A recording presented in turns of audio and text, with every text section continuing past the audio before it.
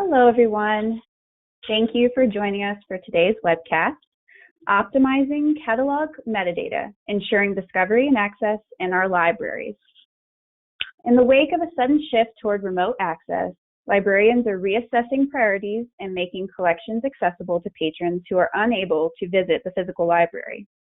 Today, we'll explore assessment and optimization of catalog data, as well as the role of vendors might play in a library's plans. We're broadcasting today from Monroe, Michigan, Denver, Colorado, and Provo, Utah. I'm Teresa Kidd, the Backstage Account Representative located in Denver. I'd like to introduce today's presenter.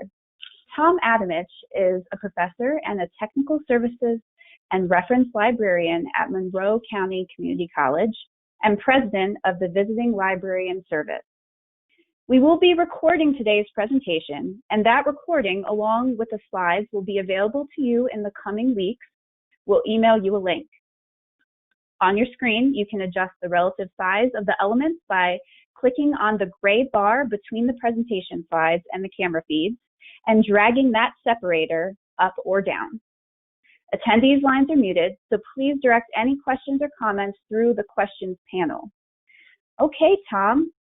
Tell us about optimizing metadata. Thank you very much for that very nice introduction and the kind words. And I look forward to talking with everybody today about this topic, which is a very timely one, based not only on the fact that COVID-19 has forced us to rethink some of our delivery mechanisms, but also because of the need to really look at how our data is working. And I say that because there are so many access points in virtual work today that really require us to examine the quality of the data and understand how it works and functions in our systems, and making that an optimal and a really seamless operation so that people really do have the access that they need. And especially as we really transition in most cases, whether we be in a public library, whether we be in an academic library or a special library, to virtual access. Here is a list of some of the topics that we are going to look at. You know, we're going to examine why all of this matters, what is the rationale for us wanting to do this, especially at this time. We're going to review our particular use case, which has several components, one being a reclassification project that we're embarking on because of not only a downsizing and right sizing of the collection, the physical collection, but also a building renovation that's coming up. The other piece of it being a really key awareness of some issues that we are dealing with, particularly with our discovery systems. We use OCLC, WMS, and of course the WorldShare. That whole architecture requires us to interface with WorldCat, and we have some issues that I'll be happy to talk about as we go along that deal with need for working with KBART records and working with vendors to really understand what a KBART record is and be able to supply that information in that format. The other piece that we'd like to talk about is the whole idea of optimizing the catalog.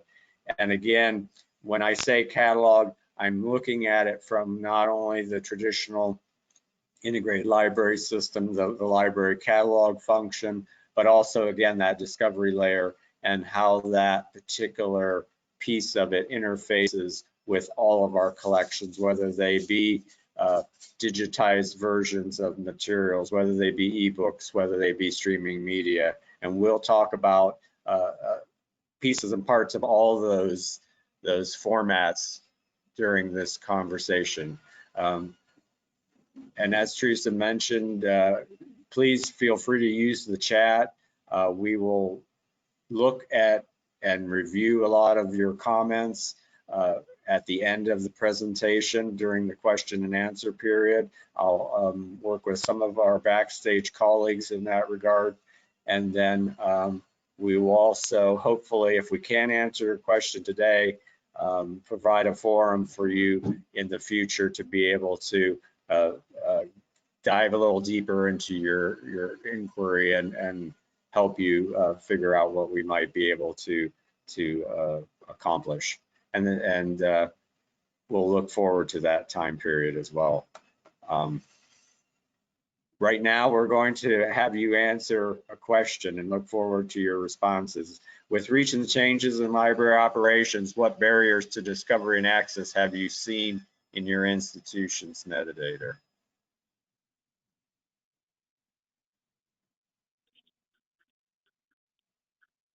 Okay, we'll have the poll open here for just enough time to give everybody a chance to select and answer.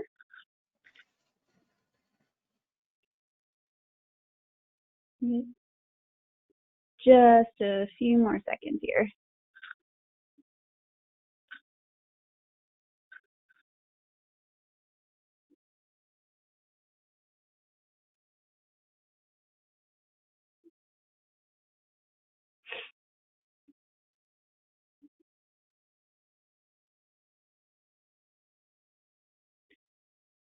Gonna close it in just a moment.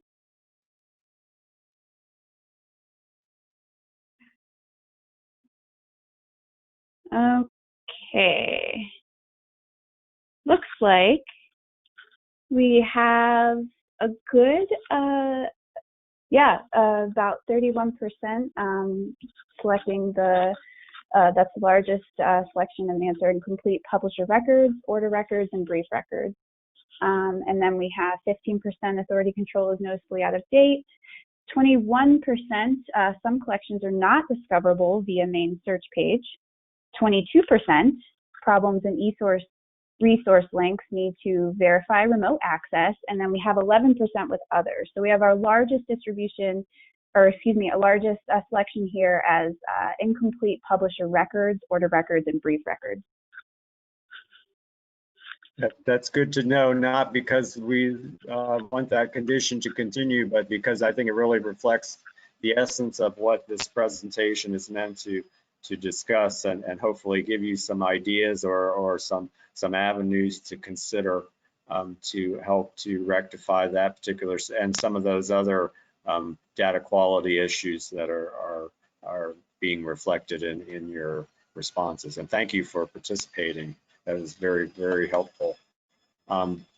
Again, let's go back to this whole idea of clean data and really what it reflects. Again, we have that goal of having the ability for our patrons to solve problems, to answer questions, to be able to use the resources and go through those processes of evaluation and inquiry in a really good way, and that requires this data to be optimized. Again, the uncompromised access to digital electronic content, especially when we have digitized versions, streaming services for audio and video. Again, having that information be accurate and how that process works. And then of course, the true reflection of really what you have and how you access that material is very important. The other issues that have come to light, of course, that I'm probably preaching to the choir on some of these, but I understand and hopefully the fact that when people are trying to access materials that they know that we have in our collection, there's that whole idea of authenticating and verifying that that individual is permitted to access the material. So authentication issues and then being able to provide accurate and up-to-date account information from a vendor source maintain that information within those protocols is very important. As I mentioned earlier, the COVID-19 situation has really increased the urgency to support any type of distance learning, whether that just be discovery in a public library to understand how to solve a problem or access materials, or in the academic world, of course, to support an online course and to be able to offer the resources and materials that allow that student then to progress in that particular course. And of course, the data assessment and catalog analysis that we as staff people, as professionals, as working library personnel need to perform on a daily basis, and those that we perform periodically, whether we're involved in strategic planning, whether we're involved in any type of process-oriented studies, to be able to support that and then to supply that data, and whether it be statistical data or whether it be any other type of performance measure that needs to be shared in various formats. Again, our college, we have approximately 2,600 students. We're located outside of Detroit, in between Detroit and Toledo, Ohio. We have a really good mix of populations, and our primary focus is on nursing and some of the trade and applied science courses. We do still have a liberal arts, very healthy liberal arts program as well for feeder institutions, those four-year schools that are in the state of Michigan primarily, that receive those students that graduate from our institution. Our main goal in the short term, and one of the reasons why we reached out to Backstage in the very beginning, was we are embarking on a Dewey to LC conversion. And for any of you that have experienced that, and I'd love to hear about it if you have, because I could probably learn from you as well, that the idea of reclassification involves not only the data changes where you're changing the call number and cutter number from that, in this case, Dewey to LC, but there's a whole slew of modifications that need to be made to item records, that need to be made to physical items from a relabeling aspect. And of course, when you're dealing with the moving of physical collections, which we are still very heavily involved in, the idea, for example, when you deal with our professional library science materials in our current Dewey scenario, they're at that in the 000s primarily, in that first part of the collection scheme. And of course, when we move to the LC class number, it will be in the back in the Z's. So again, some of those issues of how do you manage that whole process of temporary shelving, of relabeling and all of that, we needed some guidance, we needed some assistance. I had the pleasure of planning one of those earlier in my career. The institution I worked for at the time in Pittsburgh chose not to go down that road.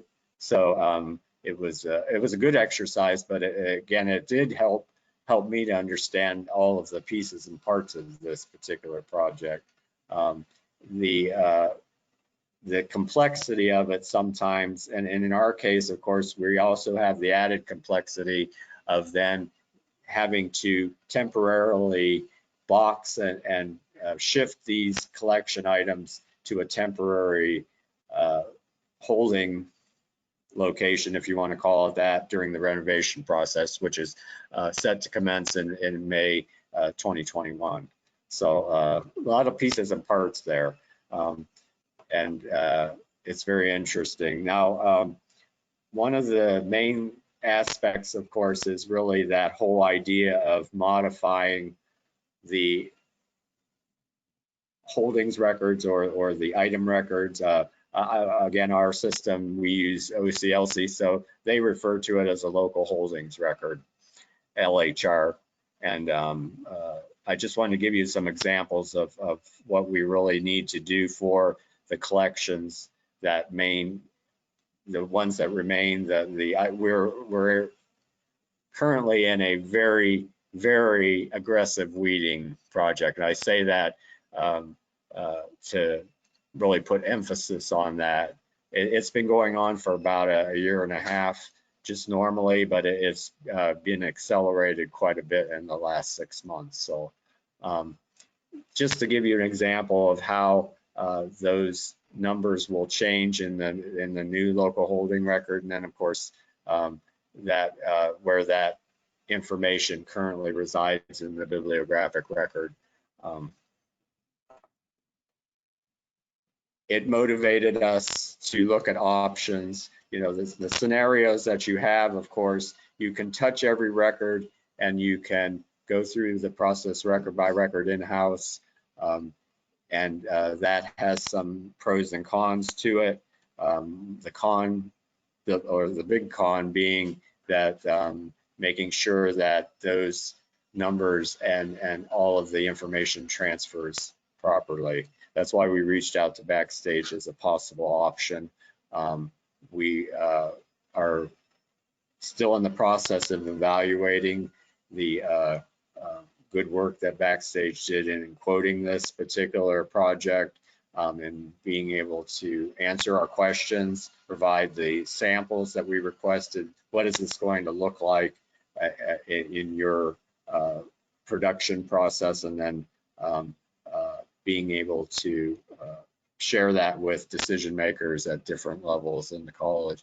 And the key output of this, or really the benefit of what happened during this process, we really were able to identify a really effective communication line between a vendor like Backstage that does it in a very healthy and productive way, and to compare that with other similar vendor solutions that may not be as responsive or may not be as willing to listen. And we'll talk about some of those factors a little bit later, because I think that's really important when you're in this piece of the process, this kind of strategic planning piece, and you're really looking for that information. And of course, then you have this added complexity of being in a situation where you're dealing with other factors, and of course COVID-19 is one of those situations. So just to give you a little bit of an idea of how this all helped and how it worked for us, that it might give you a way of feeling good about proceeding. And I think that was one thing too. I just want to mention that quickly, that we were a little bit hesitant about the whole process because of the the COVID situation, and then is this something we should be doing now? But really, in hindsight, it really was probably one of the best times to do it because of the reflective time that we've had during this period to understand what we need to do and why we need to do it. And again, the other piece that was really significant of this whole project is that it did highlight our need to consider if we are really doing a good job of ongoing data assessment. Are we really performing appropriate data audits at a regular interval? And is that something that we should move to the forefront of our operations, our workflows, to really ask that question? And especially in an environment where you're dealing with remote access, where you're dealing with a virtual platform, much more much more in the forefront of your operations, as opposed to, I have to admit, in my 30 years of being in this industry, that we often relied on some of those traditional collections because we knew they were there, and we knew they were quality too, and they still are.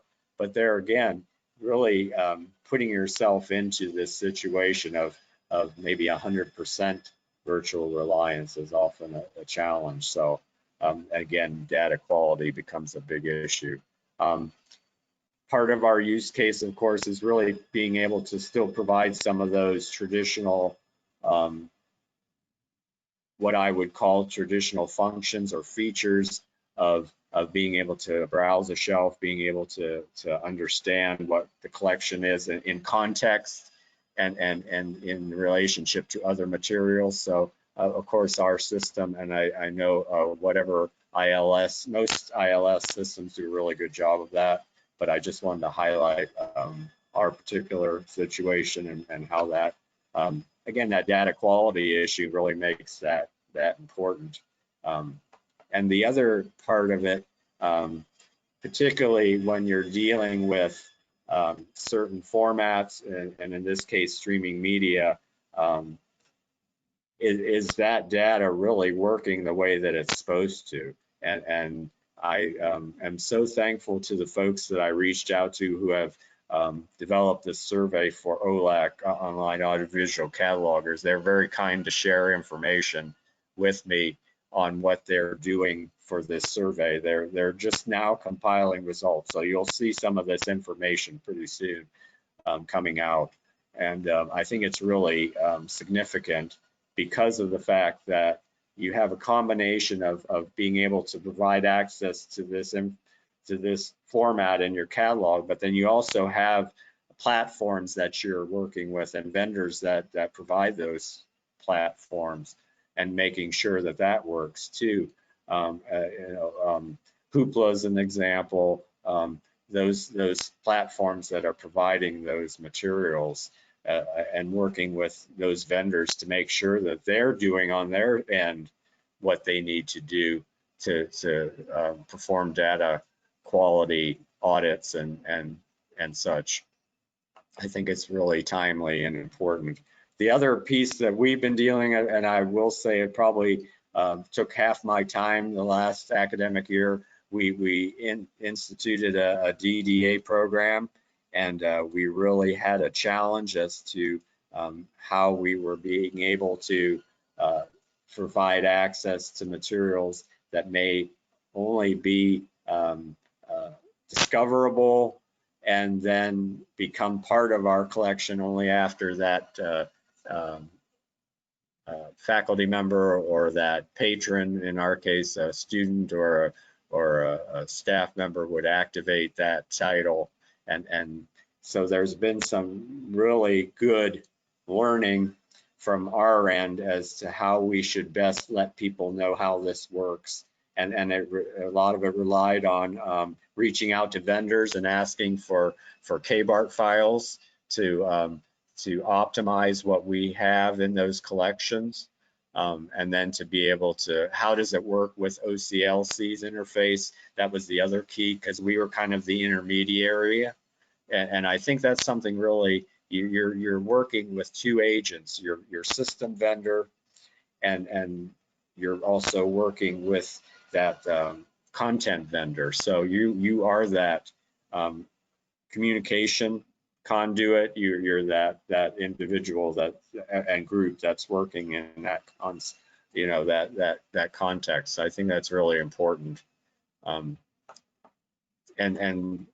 you'll see here the links that I've provided are some really good resources. Just to give you a sense, this is how our particular Discovery and ILS vendor works with these types of collections. So again, you can reach out to your vendor and see what information can be made available to you. And of course, the other piece of this, the unique piece being in our current situation with COVID-19, what are some of those issues that we need to face? have vendors provided free access for a time? Have we made use of that? And if we have, are we optimizing the data that they have given us, or is there a way that we can work with them or work with a vendor like Backstage as another intermediary to say, this is what we've received. Here's what it looks like. Can you help us if this really isn't helping us in the way that it should? Could you, and especially from that data quality aspect, being able to then do a good assessment of the data and say, you're missing this piece, or there's a lot of inconsistencies here. Of course, that leads into our discussion of the optimization of the catalog. And it really allows you then to go through a step-by-step process. And these are my recommended levels of review. And again, we start with the assessment, asking some of these questions. Can users clearly find how to access print and digital content? And especially, I mentioned streaming video, because there again, or any streaming media content, because that's reliant on that whole piece of authentication and understanding where that's housed, whether it be virtually or whether it be on a server, and how do you get to it? And is that account current? So there again, that's another piece of this that's really important. Are the holdings information areas that you work with on a regular basis, are those current and easily maintained? And that goes back to looking at if you're dealing with e-resource vendors, what's your account look like? What is your current subscription? And I know that's something it has a lot of legalese in it, and but sometimes you really need to go back and say, and ask the vendor to help you. And like Backstage, there are many good content vendors that are willing to just, if you're willing to ask the question, they're very eager to help you step through that process of determining the currency of your current subscription. Are you confident that the content access is compliant with system delivery and performance, not only in your local, your IT level performance, but then of course at the vendor level, because there again, especially if those are cloud-based systems, like all of our OCLC components are cloud-based. So we're constantly working with them, and they're very good about it when we ask questions or want them to give us some feedback. And of course, that's what we did with Backstage too. We asked for some feedback, and of course, that's where the metadata comes into play, and that's really their strength in looking at and understanding how that metadata works, and then being able to go through and identify discrepancies and identify, as this example shows, how they're able to really show you and provide that information that is current, so that when that individual tries to access that content, they have a meaningful experience. And I was very pleased, again, knowing the reputation of Backstage from years ago, but also knowing that today in 2020, they work directly with customers to map out processes. And that's more of a strategic dialogue than having a one-size-fits-all method, and especially to be able to walk you through what they're doing on their end, so that you understand. So if somebody at the administrative level is asking you a question about, well, what are they really doing? Here's the cost. What is this return on investment? That I can confidently say, this is what they're doing and this is why it's important. So I think that's a really good piece. If you take a look at some of this information, these are good examples of what's being done. They're showing you, here's where we're taking something and we're changing it, and we're showing you what we're doing and why, and all of the elements that are necessary for that change.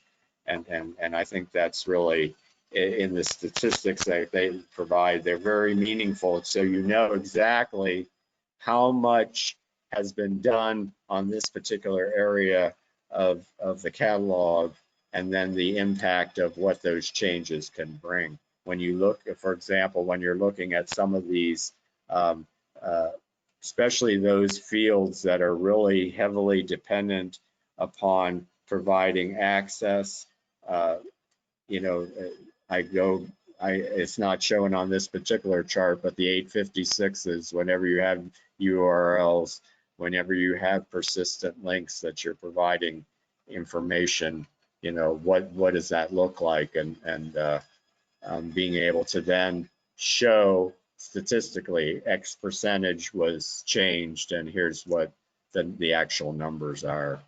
That's really important. Again, the need to perform strategic planning during times like this. What qualities of a vendor are really important? And I can tell you, during this time, I had other projects I worked on, and vendors, some were responsive, some weren't. And again, I'm thankful that Backstage fell into that category that was. But I was very grateful that whatever questions I asked, they actually listened to me. They thought about what my question was, and then of course were good listeners to understand what I need. But then they also took that extra step of being proactive and saying, you know, based on what you're saying, have you looked at this particular piece of what you're doing? And there were a few things that I didn't really think about, and they helped me through that, especially when we were looking at the process for transferring when you're dealing with a reclass project and you're transferring the data from that existing system and then being able to get it back into that system, you know, making sure the forms match up with what their workflows, you know, we're dealing with item records, bibliographic records, making sure that those formats match up with what OCLC needed to do that. So again, our college is still evaluating the options that we have. So we're hopeful that this particular option will be the one that is selected by the administration. And I guess now we're at the point for questions, and I think we're going to introduce Lara and Laura and Casey so that you can also talk with them. They're great people from Backstage. Yeah, thank you, Tom. We, as Tom mentioned, are going to introduce our panel now. So Tom will now be joined by Casey Cheney, the Vice President of Automation Services here at Backstage Library Works. We have Lara Henry, who is the Vice President of Metadata Services here, and Laura Falamahina, who is the Operations Manager for Metadata Services here. So if anyone has any questions, go ahead and write them in the questions box, and I'll relay those.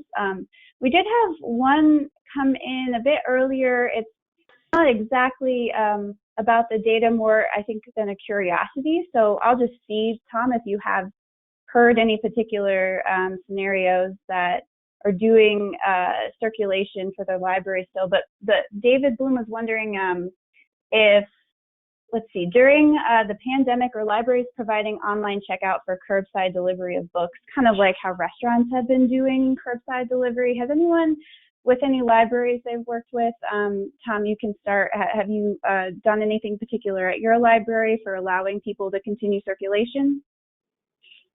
We have a protocol that if a particular faculty member or a student wants to borrow items, that they need to request those items directly to us, and then of course we go in and do the legwork of putting them in a particular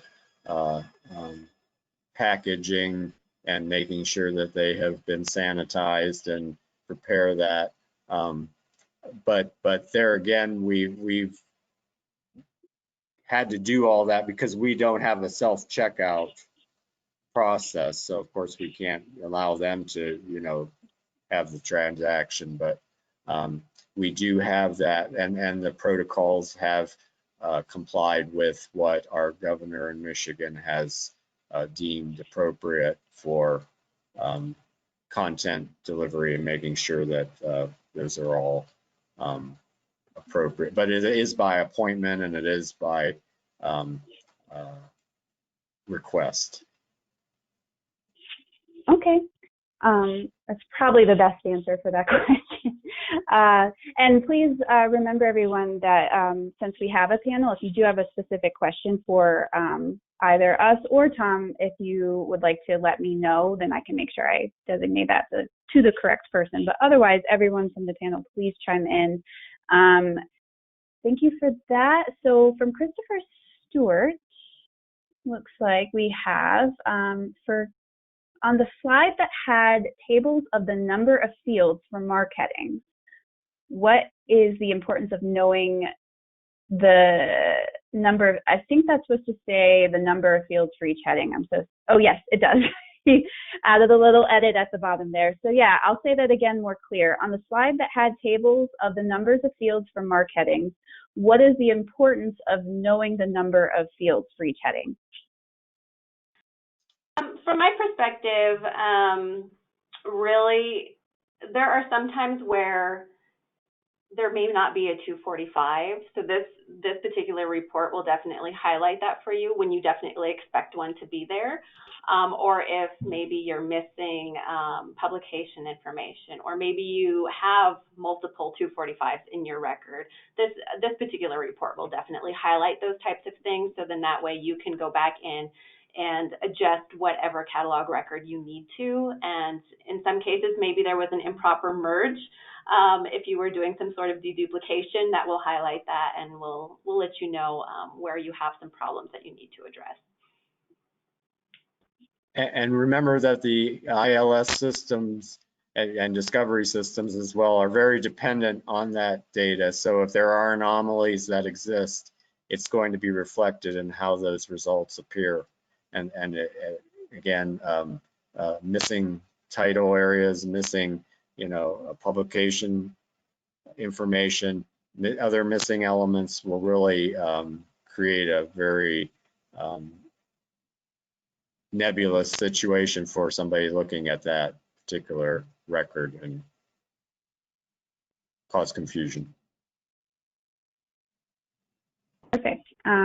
Okay, from Pete Wilson, Tom, what are some of the most common problems in bib records at MCCC that Backstage's analysis alerted you to? I think from our perspective, the situation that we have has been pretty good as far as the amount of data, and we haven't really seen any really big issues with information that, and we of course are still in this early stage of the process, but I think that what I believe we're going to find that with some of our older materials is that those records just weren't MARC compliant. And we're going to find that those are the ones that are going to kind of come to the top as being ones that will require the most editing and modification, that they were just incomplete records. They probably weren't cataloged to MARC standard. And so that will probably be what really surfaces. That we're hoping that if there's anything URI related or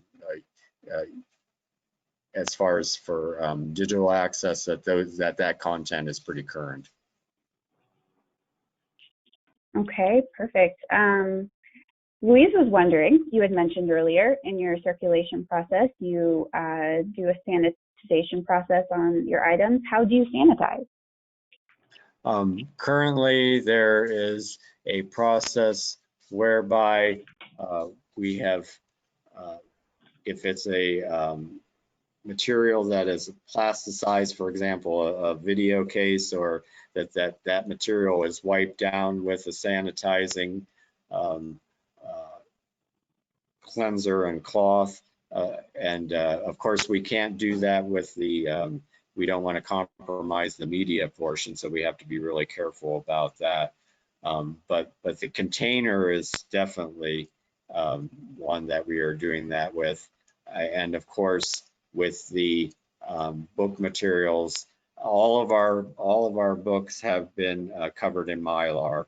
So that's a blessing in this scenario, that they can be wiped and they can be cleaned, at least from the cover standpoint, the handling. And of course, that protects the worker as well, because then that's the main part that they will be interacting with when reshelving, moving the material around. So at least that's for the physical items that we have circulated. We haven't had too many, but that's a really good question, and I hope that answered.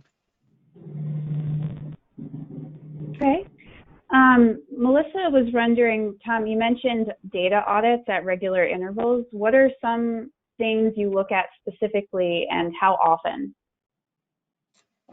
Definitely links and any link resolution that needs to be conducted and completed.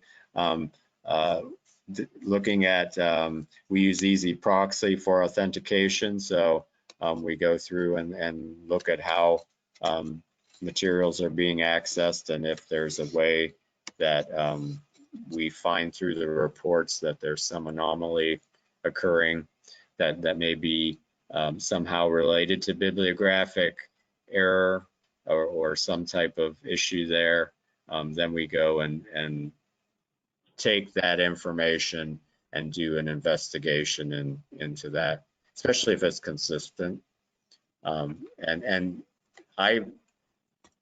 I started out years ago, we had to go through link by link, and of course we did have some link resolving tools, but it was much more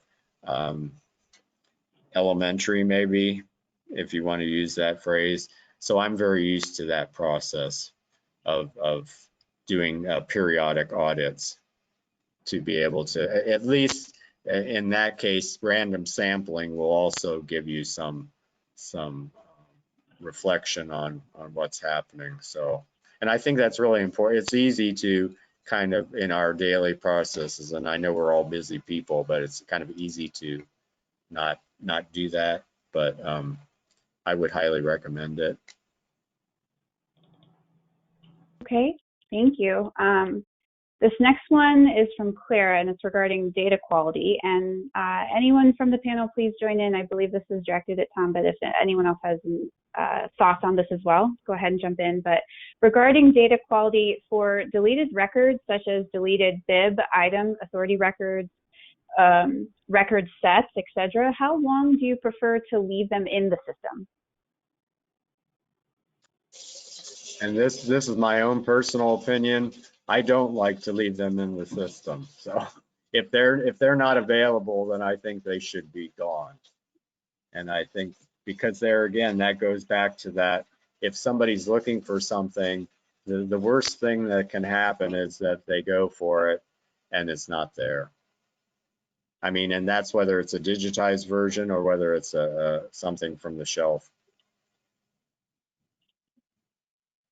Okay, sounds good.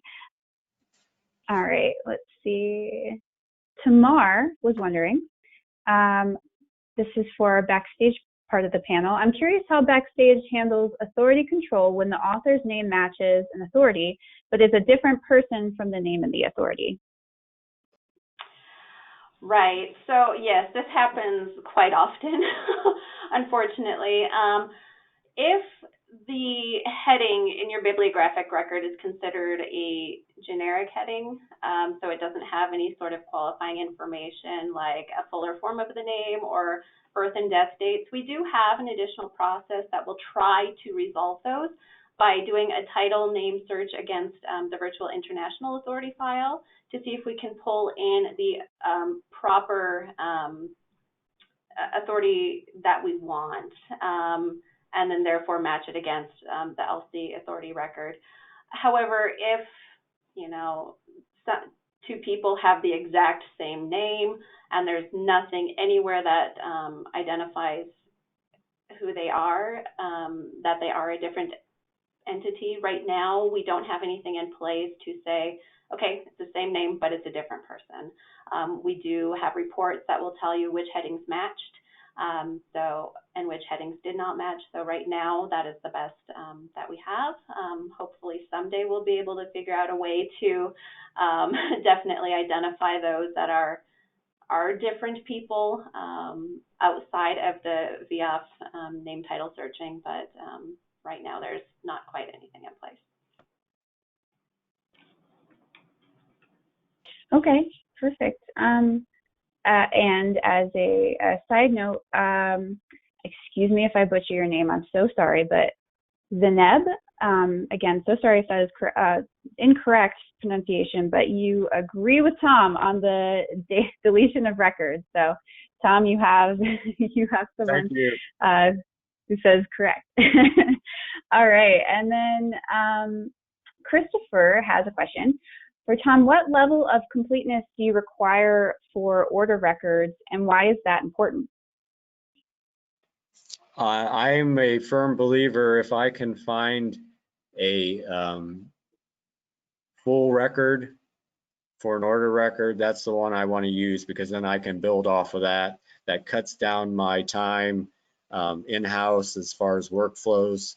You know, that the more information that I have available, and if I can identify it as a full level cataloging, or, you know, and again, that's in your fixed field area, that I prefer eye level.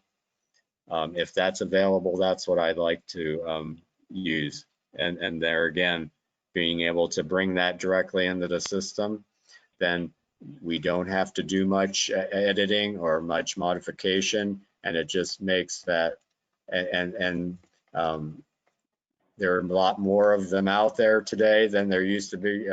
I'm a humble servant, but back in the day, we had to really do a lot of cataloging, because those records just weren't there. So we were going from scratch in some cases, but it's so nice to see that the pool of record and vendor records have improved dramatically in the last 20 years. So I will give them that credit. That's a lot of feedback from the field on that. Okay. I have, it looks like one more comment here more than question, and I just want to say we'll leave it, if I have no more questions, we'll leave it open a little bit longer for anybody else that has something that comes to mind. I do want to remind you we have metadata experts here from backstage who are happy to answer whatever questions you have, and then of course Casey from automation for those automated specific ones, and then clearly Tom. So get in any last minute questions you have so we don't stop too soon. But Barbara had a comment, and I'm so sorry, Barbara, I believe this goes to just making sure everything remains consistent, but comment for where it goes to, but it says I've used a list of commonly misspelled words such as untied or united. So I'm assuming that just goes into the consistency of how to make sure everything's clean for different mistakes you can find in these records. Angela just, yeah, yeah, I agree. Let's see, Angela has a question. My library is using the ILS atrium, excuse me, and our authority records are a mess. What is the best way to clean them up? Lots of incorrect spellings and duplicate values with extra spaces and periods. Does anyone have any suggestions for Angela? So are they your authority records that are the problem, or is it more of your bibliographic headings that are trying to match against those authority records? I don't think I heard that part. Oh, she says in here authority records. Authority records, okay. Yeah. Yeah. So what I would suggest in a case like that is to look for an authority vendor like Backstage and do some sampling to see if when we run our authority control process and bring in new authority records to see if that cleans up a lot of the issues that you have. We would overlay your existing authority records but what we bring in from the current LC file, and that should address any diacritic errors, spacing, punctuation that are appearing in your current authority records if we go through that process and bring in a fresh new authority file for you. And that's certainly something we can talk about, sample through as well. And that's where Backstage can do a much better job than workflows in-house, because there again, the granularity of some of those mistakes often is a challenge. Okay. Let's see.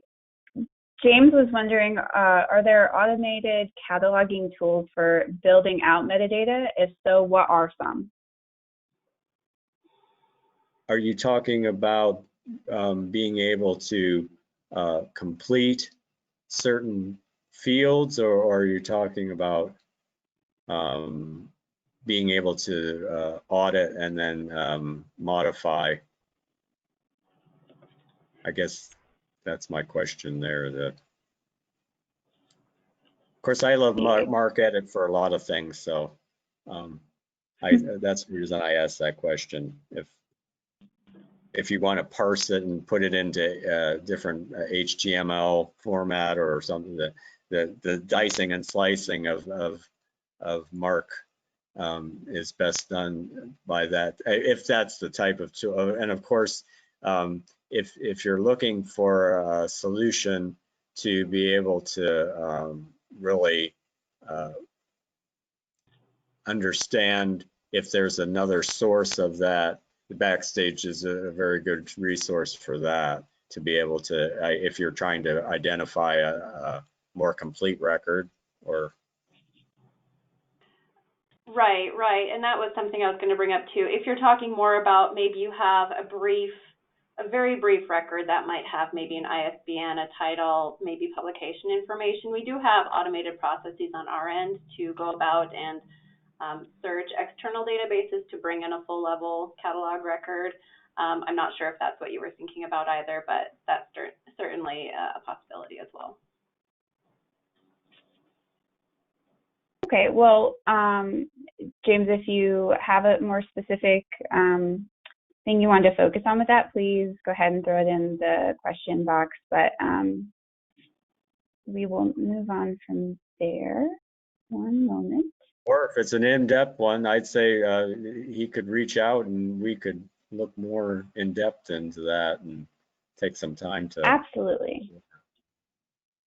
Yeah, absolutely. There's going to be a final slide here, of course, with Tom's information on it that you guys will all get in your recordings that has the presentation attached to it. But also, we can send out any of our Backstage information as well and really get in depth with any of these questions that anyone is asking. That's a great point. Thank you, Tom. Okay. Pete Wilson was wondering, let's see, are those locally made authority records? I'm assuming this went with another comment that someone made, but I'm not sure, Pete, if, oh wait, Pete did chime in again. I was referring to the question about old problem authority records. So for those old problem authority records, are those locally made authority records? I believe that's to Tom. And there again, if it is, my recommendation is to call Backstage or really get a kind of a sense of what is there, and then send samples and be able to, because I mean, this is again a humble servant for 30 years, but for authority work, I always knew that authority people like Backstage could do a much better job to identify in batch or in global editing what could be done with that whole file than I can parse record by record. It's just it's a complete job in itself, job description. Right. All right. Jeff was wondering, do you flag inadequate dated LOC info for minority descriptive terms? Are you talking about subject authority? I'm sorry. Let's see if there's anything else in here. Nope. The question is stated, do you flag inadequate dated LOC info for minority descriptive terms? So sorry, that's how it was phrased. Right, and I can talk from our processing perspective is that no, we don't flag those, but if there are things that you want to change, we can certainly incorporate local practices into having those outdated terms changed into whatever you need, whether it be through various lists or through locally created authority records. We have a number of institutions that are approaching it that way with local created authority records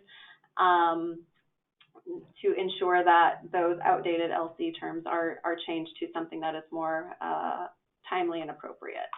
But otherwise, we generally don't flag those just because we're not 100% sure, and we don't want to be the keepers of the list of what is considered inappropriate for this time. Because that can vary between institution and country, and it gets a little hairy. So if you have something specific that you want to change or to flag, talk to us about it. And I think that's a good point, because some libraries do want to preserve the historical record of some certain aspects of that. At least that's what I have experienced, that I had some institutions that wanted to provide it as from a pedagogical perspective to help somebody understand the evolution of that particular concept. Or okay. Tom, Claire was wondering, how often do you purge the deleted records in the system? I usually work on that in a quarterly fashion. Okay. And it doesn't run by academic year. In that case, it's more of a calendar year. Okay. Chris gave us a very nice shout out. They've worked with us in authority control at the University of Arkansas, Little Rock. So we appreciate that shout out, and we're really glad you like our service. Thank you so much, Chris. Let's see, looks like we have a few more. James, who had already commented above, you had a project question, actually. We have over 200,000 digital maps that need cataloging metadata. How would Backstage assist in this effort? James, I definitely suggest we reach out to you more in depth about this project if you'd like to really get into it. But do we have just a little bit of info on how we would approach that nutshell version Backstage panel? That's a neat project. Yeah. So it's digital maps that need cataloging and metadata. Do you guys have anything you'd like to just throw in here to get to just a nutshell version, the start of the project? Or would we like to reach out to James maybe more in depth? Lara, you want to address this one? You're muted. Oh, hang on. Let me unmute you, Lara. Oh. Lara, can you unmute yourself? Am I unmuted now? You are. Awesome. All right. So the first question would be whether you have any existing metadata or not to begin with, because Casey in her department can do quite a bit of things automated searches, different databases with existing metadata. And it doesn't have to be in any particular format to begin with. You can map it into whatever format is needed. And then past that point, we give this material to our catalogers. We have catalogers working in Provo, we have them in Bethlehem, we have them all over the world. We can handle any language, so we would just pull up those digital images and do the cataloging for them. That's in a nutshell what we do. Laura, do you have any details that would help? We do have a questionnaire we have you fill out, just so we know, whether you accept RDA, AACR2, those kinds of things. Do you want everything upgraded to RDA? So we get a little bit more information from you, kind of a survey, and we can even do samples so you can see what the records will look like. And we're not tied into any specific level of cataloging. We can work with you to do whatever level of cataloging you need. It sounds like you might have a lot of maps. And so if it's something that you needed to keep at a more minimal level just so you get things in your database, or if it's something that you want done at a fuller level, we're pretty flexible that way. Okay, perfect. Yeah, James, we'll reach out to you. He mentions as well there some of these are in a foreign language, which we certainly can work with that.